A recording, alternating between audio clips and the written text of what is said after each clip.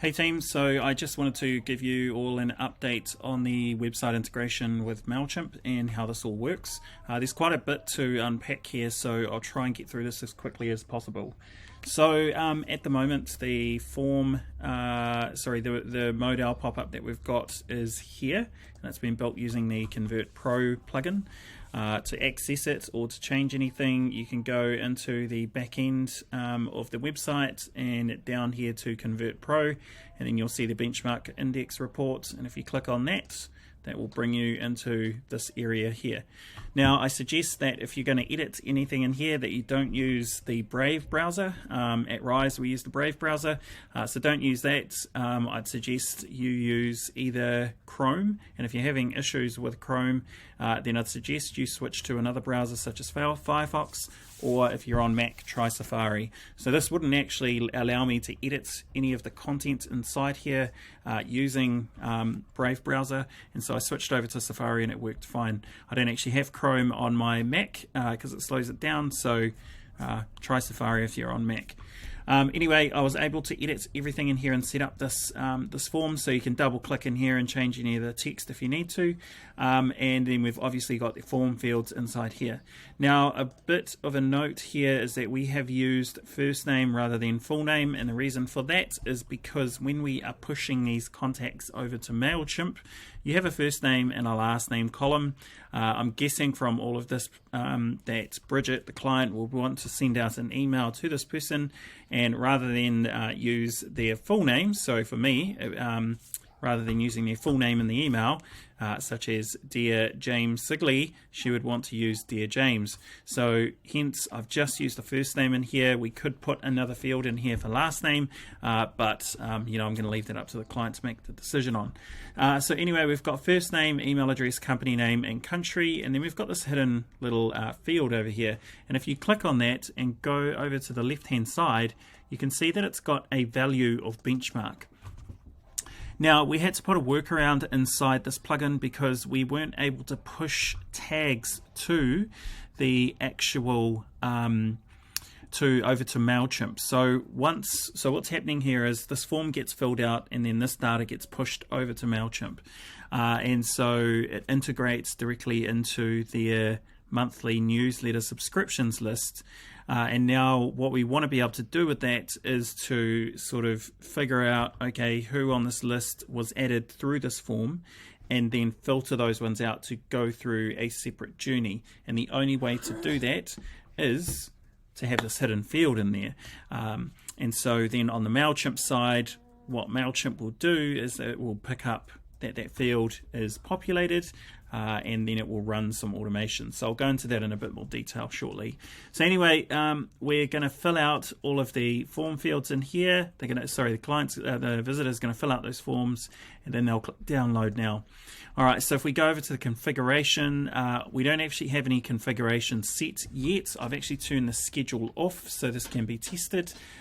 So if you are wanting to test this, make sure that you disable the schedule just to avoid any issues. I have got the on-click set, and you can see down the bottom here, it's actually set for benchmark, so it's using the IDs of the buttons on specific pages, and so we've put in the ID numbers of those buttons. So if you are creating a new button, you need to make sure that you have a button ID. You come in here and enter that button ID. I will eventually make this so that we're using a CSS class, but for now we've just made it using the button ID just in case we have any issues in future. So that's how you can create this button and make it pop up, or make the buttons pop up with this modal. On the front end of this, so on the front side of this, if we go to the actual page that has this in here, sorry, I thought I had all this ready, / benchmark insights.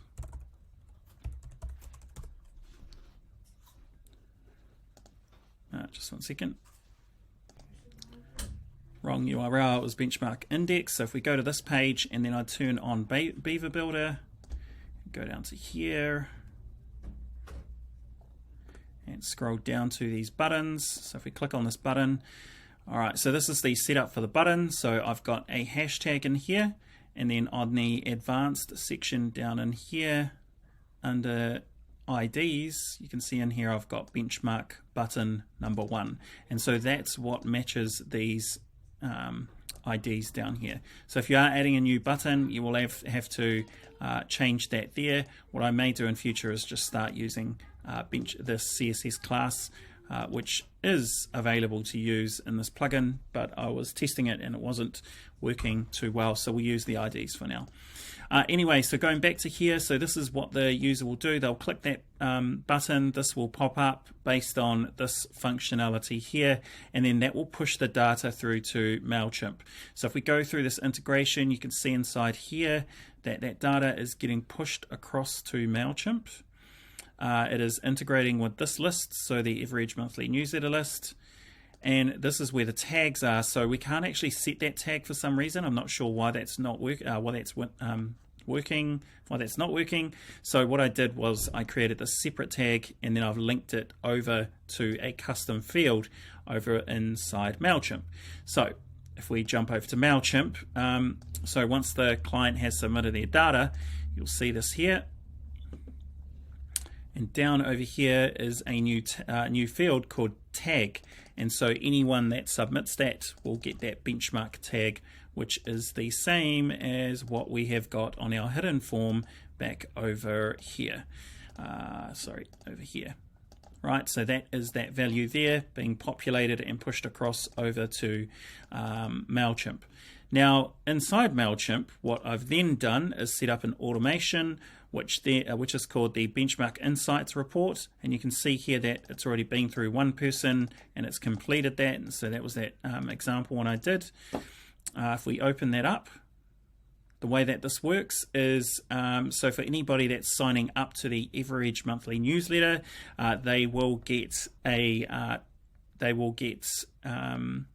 anyone that's signing up for the EverEdge monthly newsletter falls into this category. And then what we're doing is we're filtering out anyone that has the tag field that matches benchmark. So meaning we're only targeting people that fill out this modal form here.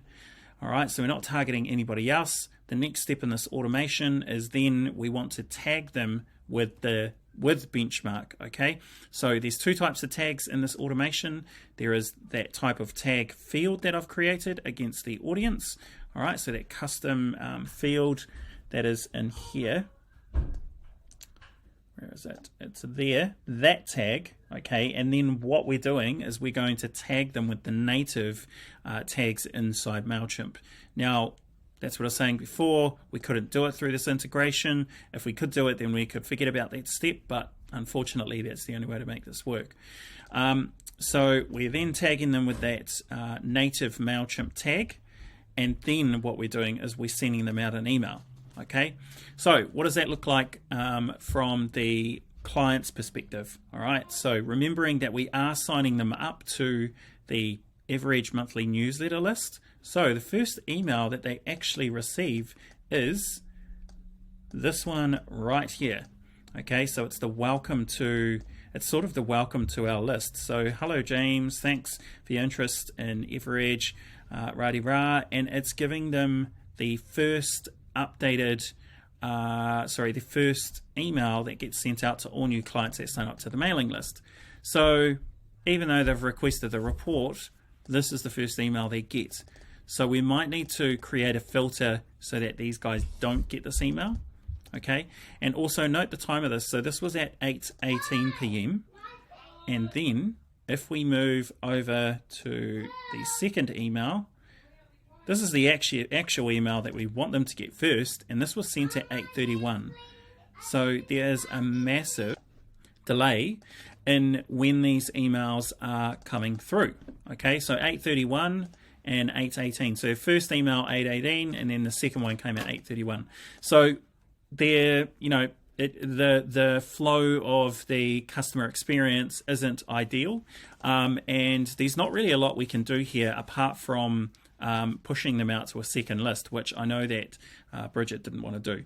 So really, this is the only workflow we can use in here without having to upgrade the plan and use a separate list, and then having to manage 2 lists inside MailChimp. So unfortunately, there wasn't much I could do around that as a workaround. But at the end of the day, the client got this email.